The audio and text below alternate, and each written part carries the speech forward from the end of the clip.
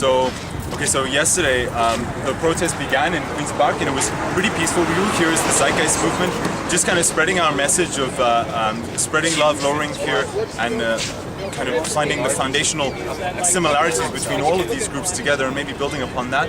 We marched down and before we knew it, it was black bloc guys. They just spread out, they started destroying stuff.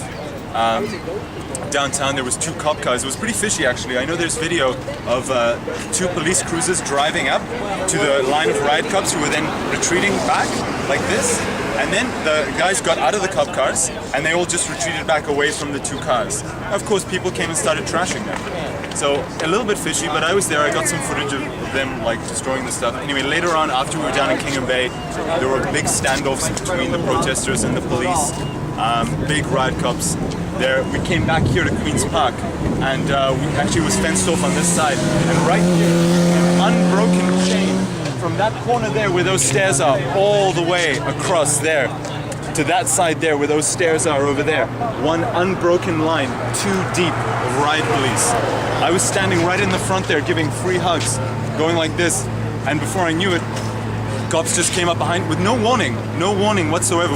People started clapping, then they came up behind, bam, they whacked me from behind a whole bunch, and they stole the guy next to me. And they threw him down on the ground, they arrested him, they tied him up, and they were doing that, they were skirmishing in, doing these bull rushes, grabbing people, throwing them down. I saw people getting hit, people getting beaten.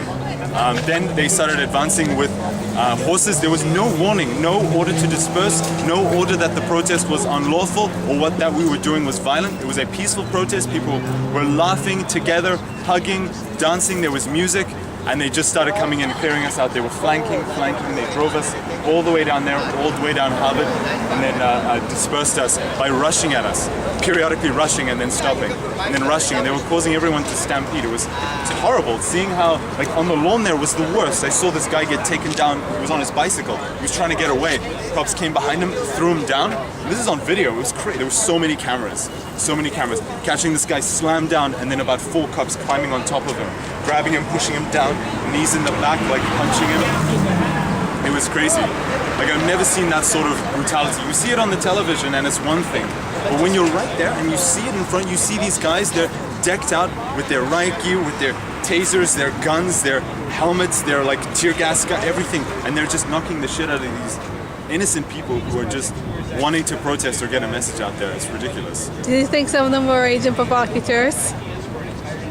I was talking to one guy down on King and Bay who said that he has footage of 2 guys with police shoe boots, with kind of, like dressed in black but really big guys, buff guys, running towards the police cars and starting to trash them.